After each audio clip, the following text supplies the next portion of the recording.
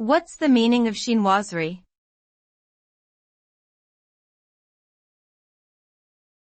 Chinoiserie.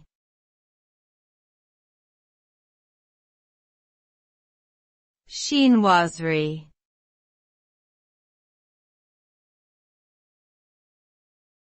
Chinoiserie.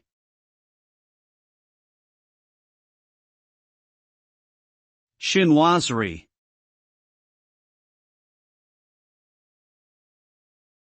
Chinoiserie is a term used to describe a Western style of art and design that incorporates Chinese aesthetics and motifs.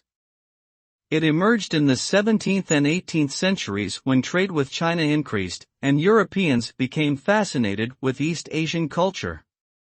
Chinoiserie typically features ornate, whimsical designs that incorporate elements such as pagodas, dragons, and cherry blossoms. The style can be seen in a variety of media, including furniture, textiles, ceramics, and wallpaper. It continues to have an influence on contemporary design and is valued for its exotic and playful appeal.